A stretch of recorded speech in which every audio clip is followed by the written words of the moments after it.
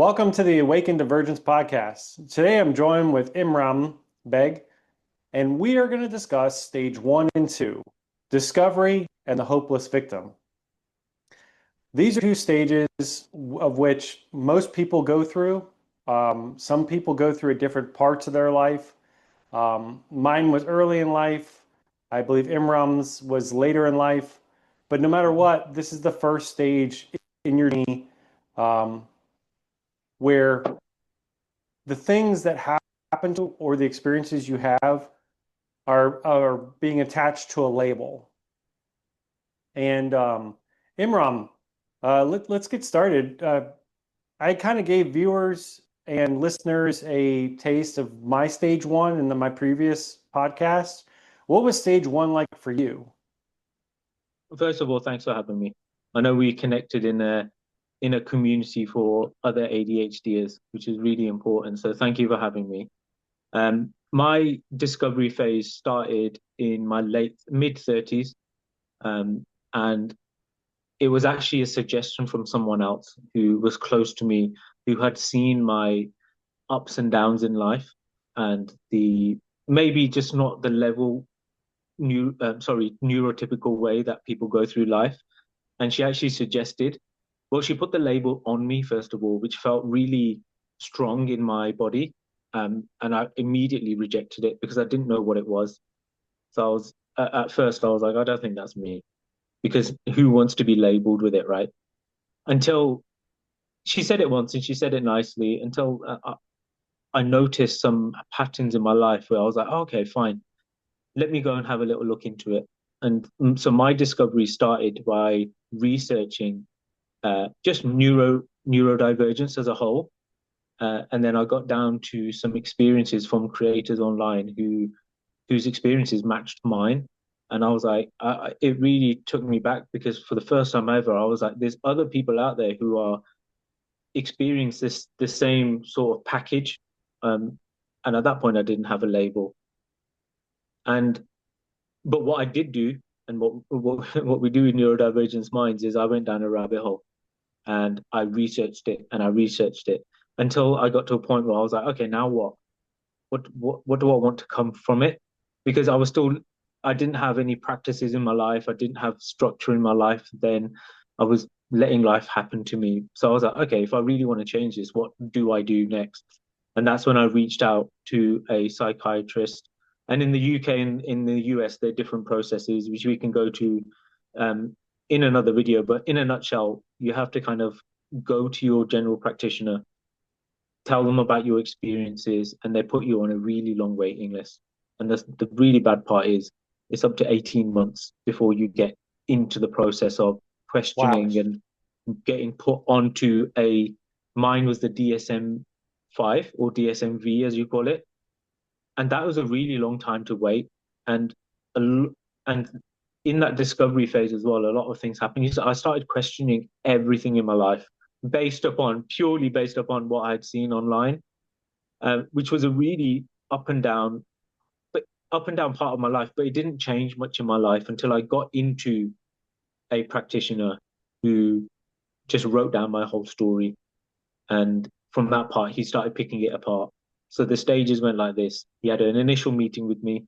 I had to fill out a questionnaire. We went through that whole questionnaire. I wrote like 7 pages because I was like, I've seen other people's experiences online. I really just want to know. We went through the 7 pages. He then came back and gave me really positive words of what I had been missing, because the part that I'd seen of neurodivergence and ADHD was we just don't give ourselves that much credit, right? And he read Yeah. all these wonderful words back to me. And then he said, how do you feel? And I went, nothing. And he went, really? I was like, yeah, it doesn't feel like anything. And he was like, okay, well, we need to work on that. The second phase was he then had to go away and speak with someone who was close to me, who can validate the experiences that I had written down.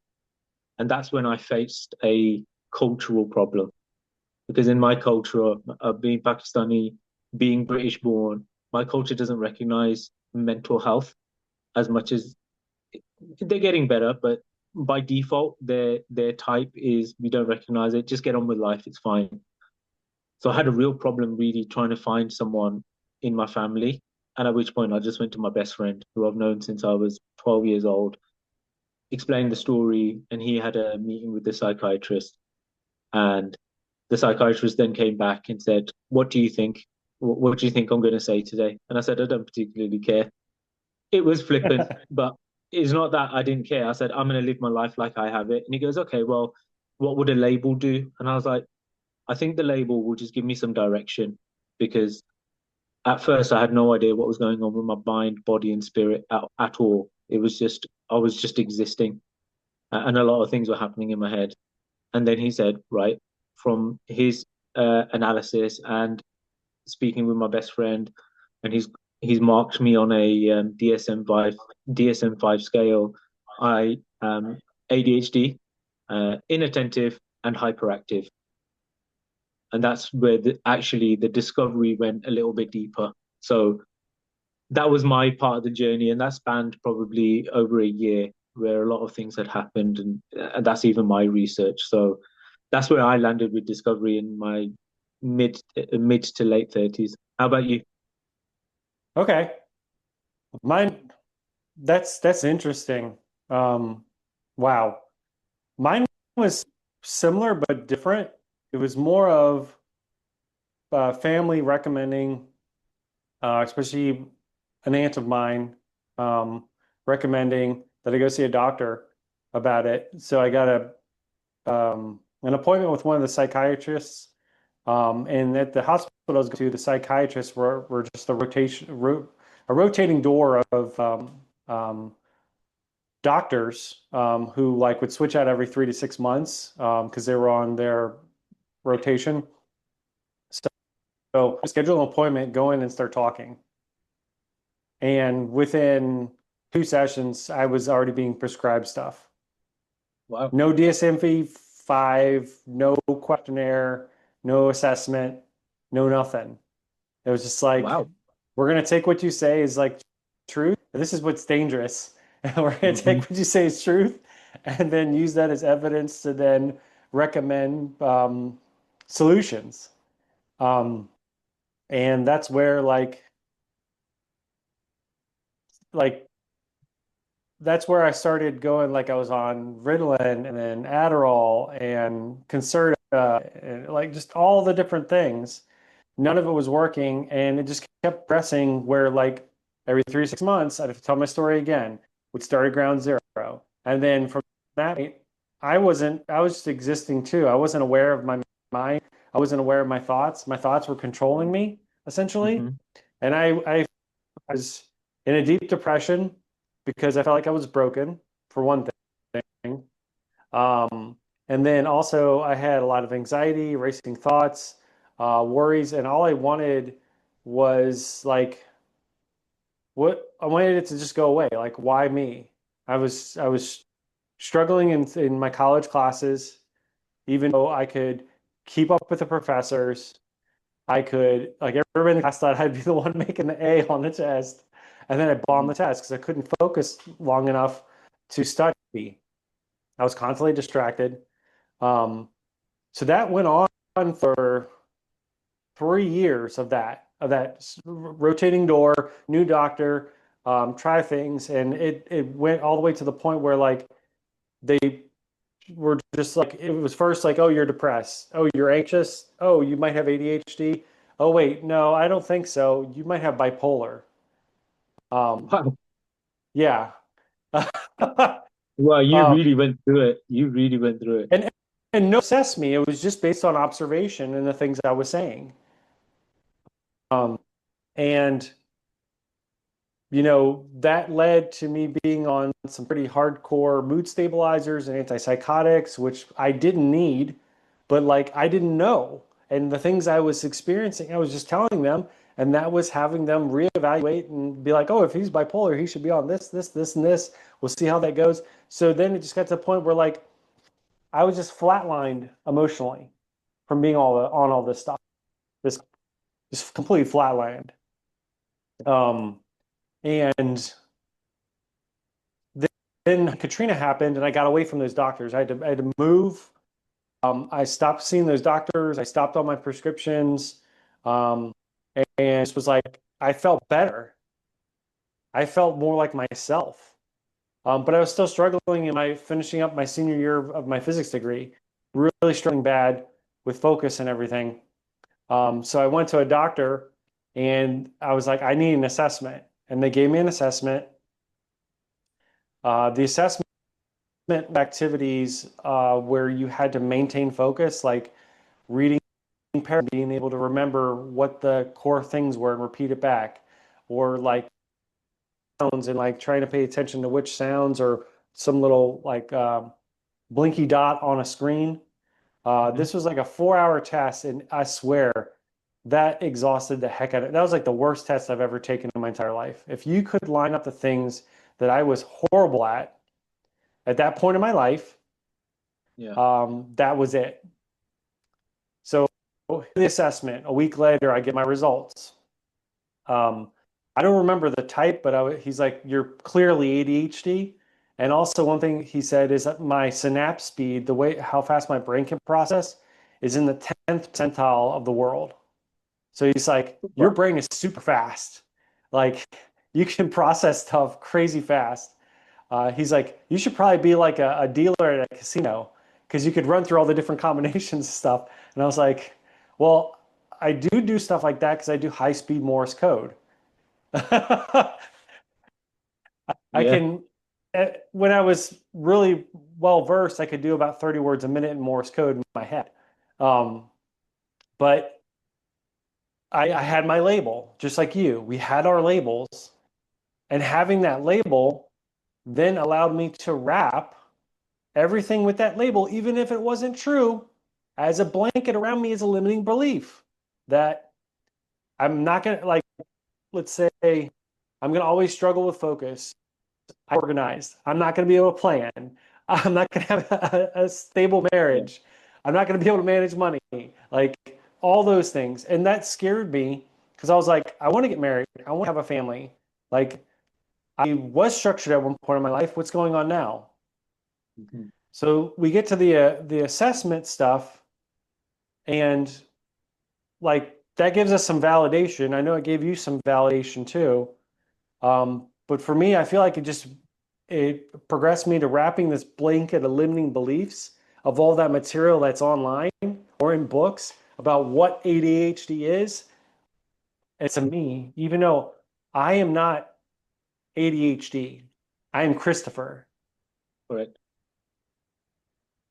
Yeah, that's really, I mean, that is really deep, actually. That you were pulled pillar to post.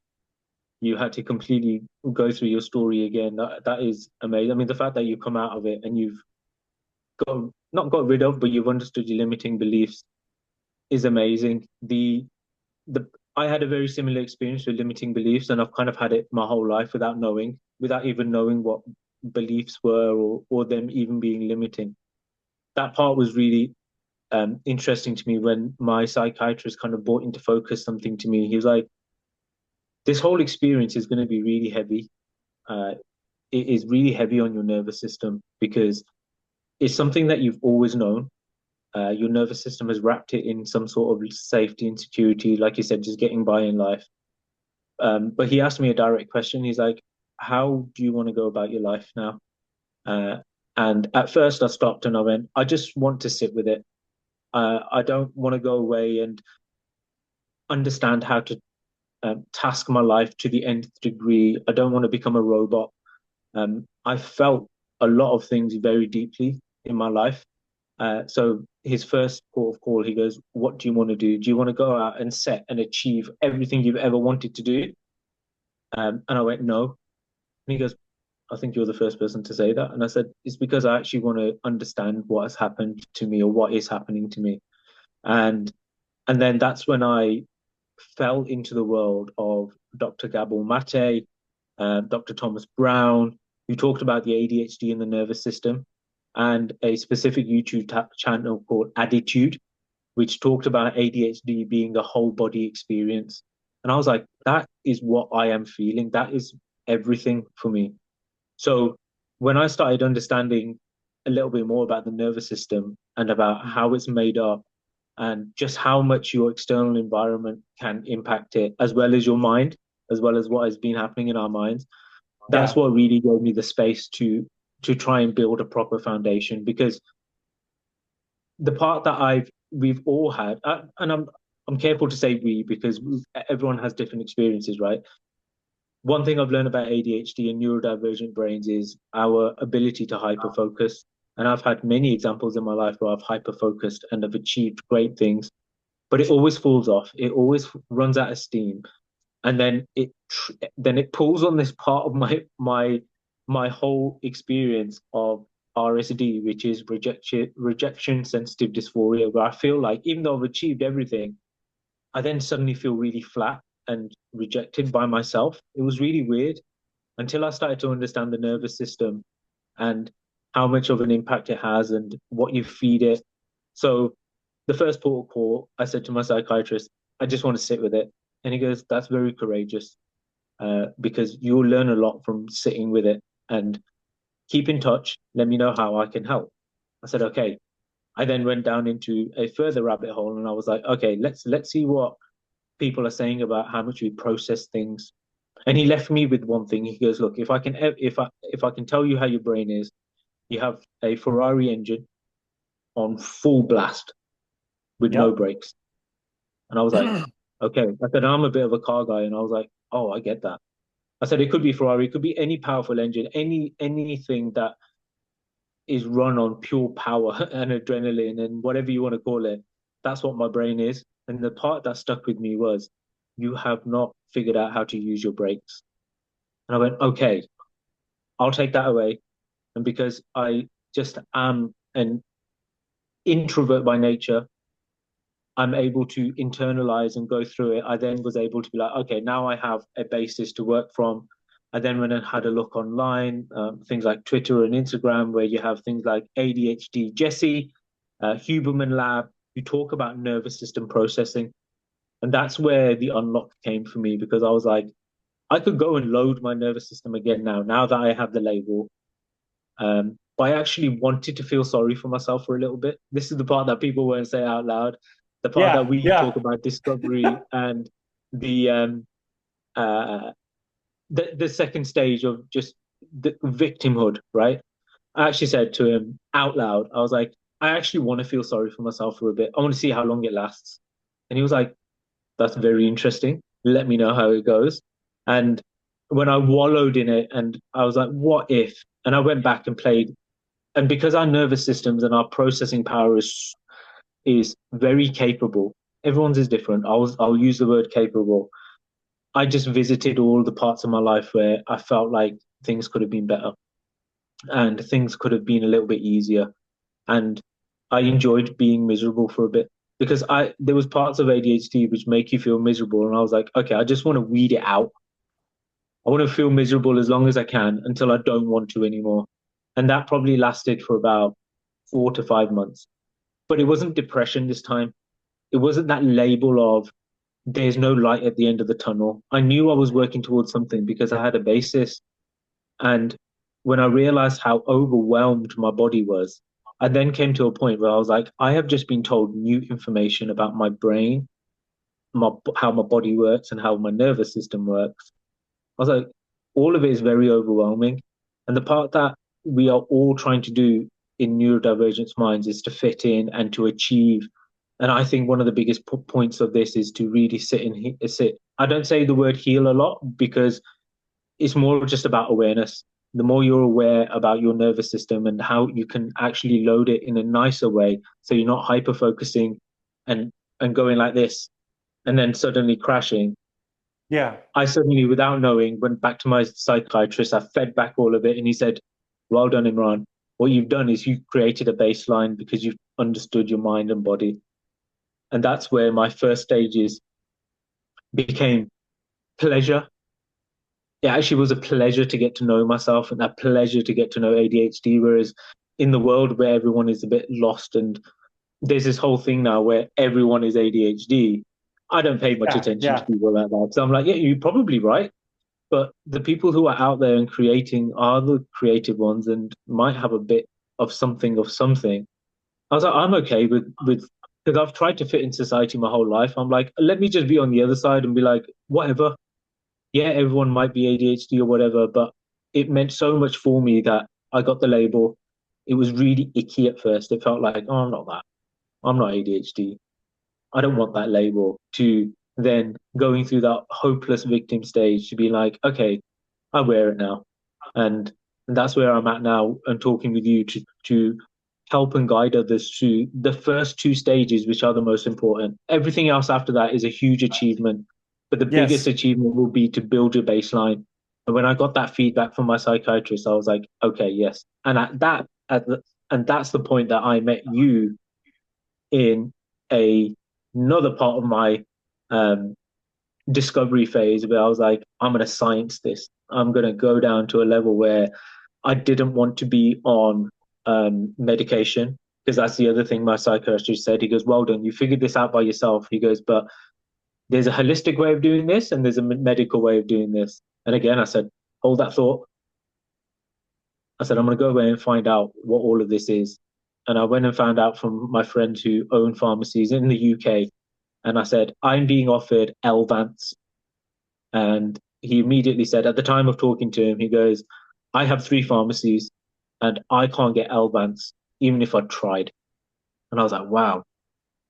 I said, okay, holistic route it is. So those were, That's I enjoyed my interesting. I enjoyed my victimhood. I loved it actually because I was like, it felt like I was wallowing, but with the right intention, if that makes any sense. Like there was a way out at the end of it, whereas before it was just all really overwhelming.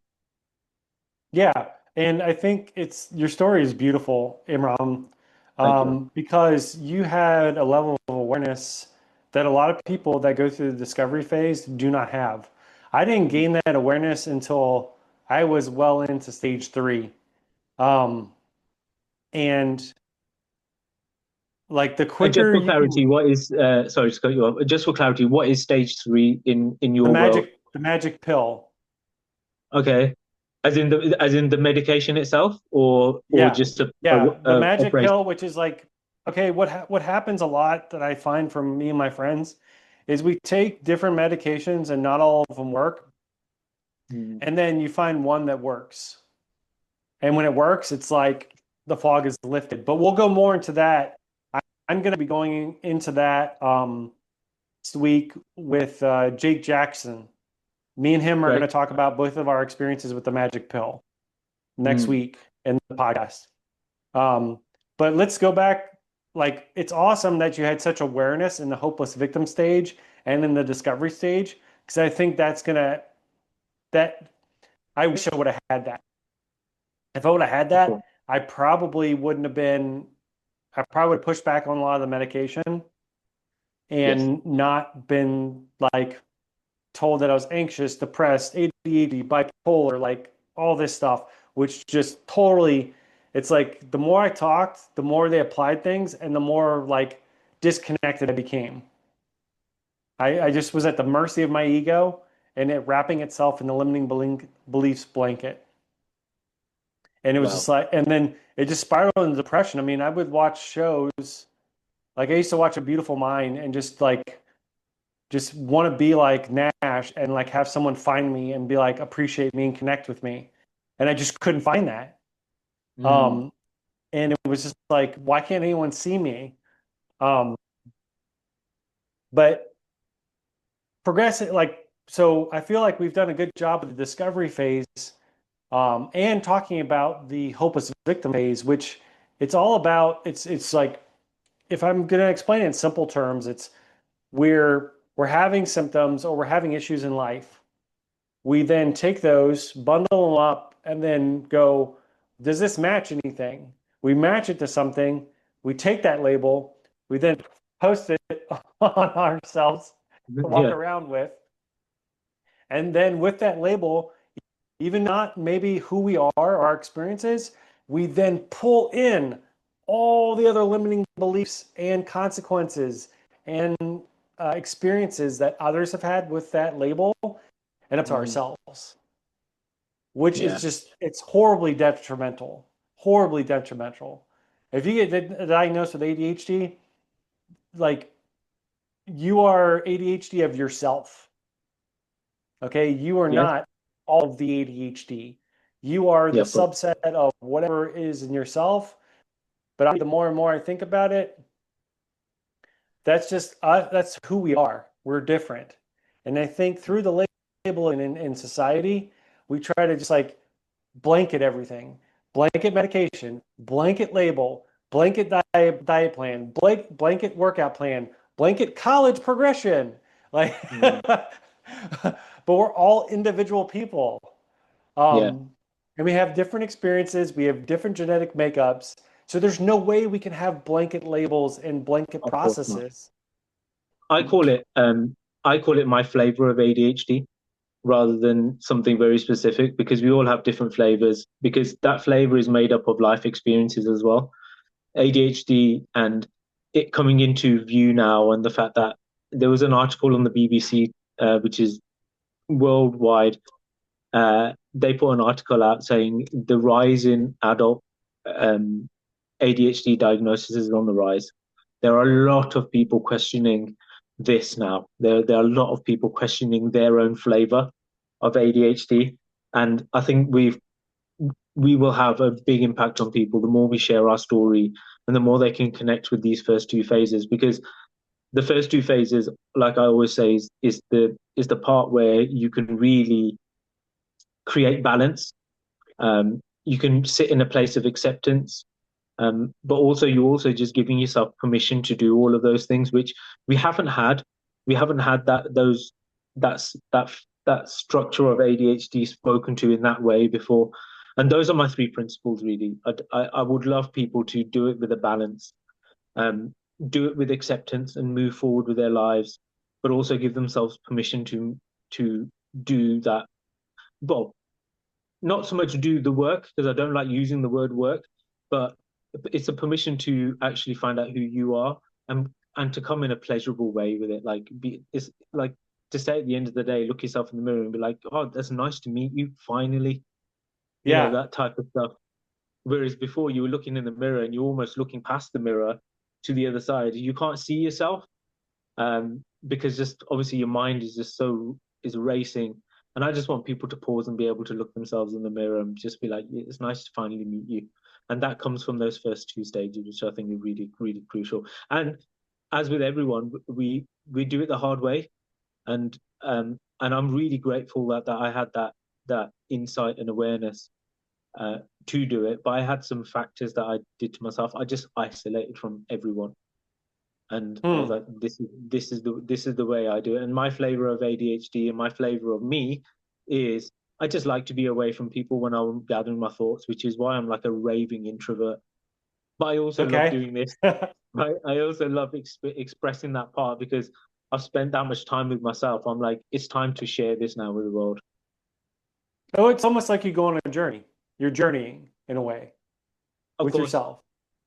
but I also don't. I saw that word journey and I went, oh, that feels like hard work, man.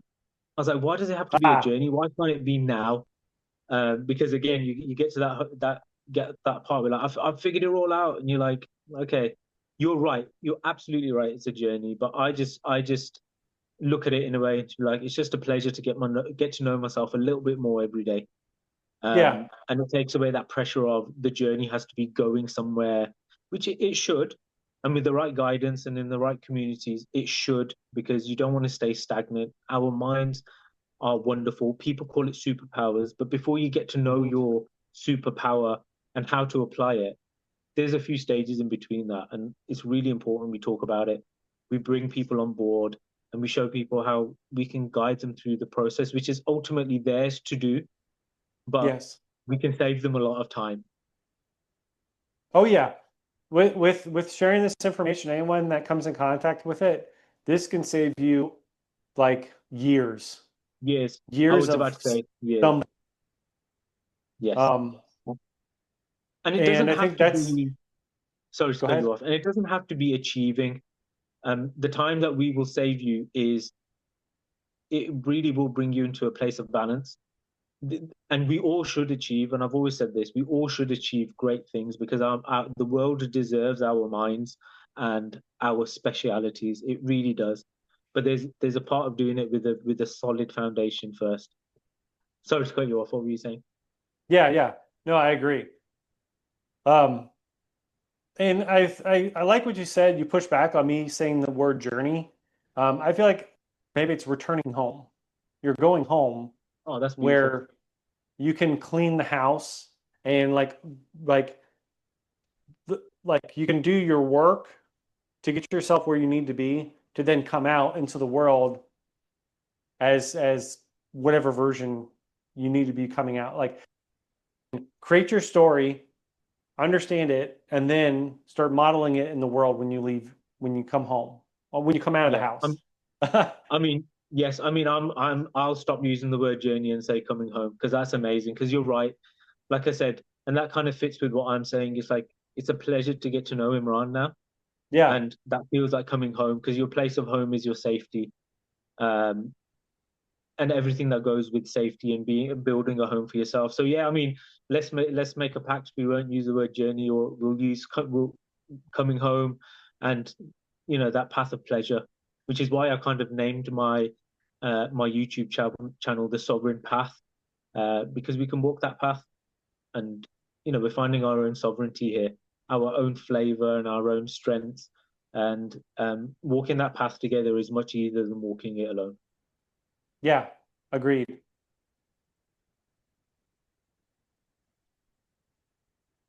So for the next part, um, I also am reading a book called The Body Keeps the Score by Bezel van der Kolk. And that also goes into a lot of depth into the nervous system. And it was one of those things that I had bought years ago. I'd seen it and I'd seen snippets of it, and I went, "Oh, that's really interesting." Um, and it kind of segues into how we met, right? But I had already bought this book, but because my mind was overwhelmed, I didn't read it. And I'm Hmm. reading it now, and I'm matching it back to my experience of how I scienced it in the end. Because I was like, if I'm not going to medicate, I want to go down a natural route. And that's where we both found Dr. Legrand, who on YouTube goes through your neurotransmitters. He talks about amino acids. He talks about your bodily makeups, which is Yeah, unique to you. And that really sang to me, sorry, because I was like, oh, for the first time ever, I'm not going to go to a general practitioner who's going to be like, oh, I'm going to try and check your iron levels, or I'm going to try and check your testosterone levels, like the yep, low hanging fruit, as it were. Um, and I was like, okay, fine. I don't want to do that. I want to go, I want something specific to me. And when I got my results back, it matched my life experiences where, as we all are, we're lacking dopamine. Sorry, I say we. In my experience, I was lacking dopamine. My neurotransmitters weren't shot, but there wasn't a clear way through. And I started supplementing. And I thought to myself, oh, is this my magic pill? And it was and it wasn't. The part that it was that I had given my body a focus to replenish those neurotransmitters, those pathways. But the part that really helped my nervous system and the way I could analyze things was I was now part of a community where I met you, Christopher. I was part of a community that I could say things in an ADHD way, and everyone was like, "Yeah, got it. yep, Yeah, I do the same." And they weren't necessarily offering feedback. It was just, again, really important in those first two stages, just to be around people who's like, "I do the same thing." You're like, "Oh, finally, I found a tribe. yep, I found people who."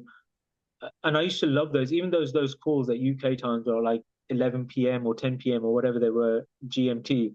I enjoyed coming to those every week because I was like, oh, I just want to be around people who get it.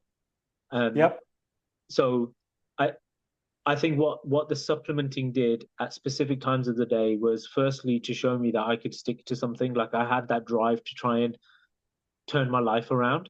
Um, And then secondly, the more I analyzed what was happening, the supplementing, which I don't supplement as much anymore, the supplementing gave me space to really bring those neurotransmitters into a bit of balance, into a working range, which is what Dr. O'Brien calls it, right? Find your little working range. And the coming home part or the pleasurable part was I was like, oh, okay, I can do this now without it being having to be such an exciting thing to do.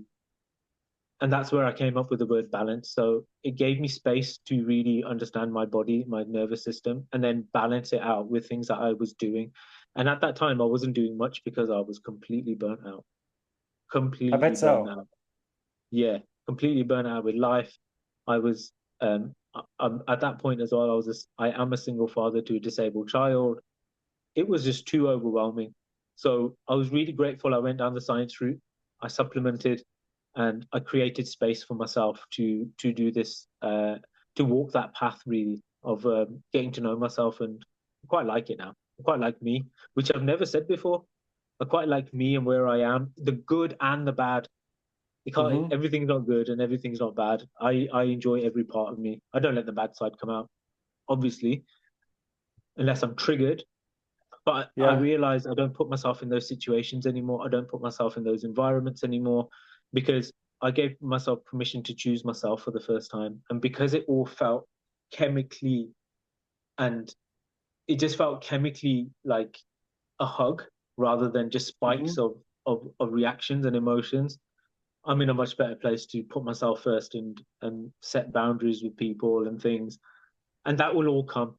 I say all that to say that the bigger vision of all of this is you can set boundaries, you can live a fulfilled life and a fulfilling life, and all these sort of things. But the first part and the fundamental parts of what we're talking about in this is that discovery phase and that hopeless victim part are so important to building the foundation.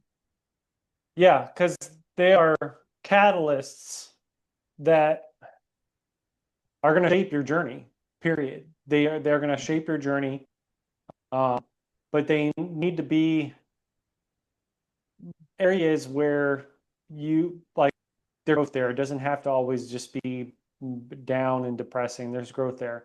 But that's what Mm-hmm. we're trying to do here, Imran, is basically like reach out, like put the story out here and get people to reach out to us so we can be the support that they need. We can help them grow. We can provide guidance on the journey.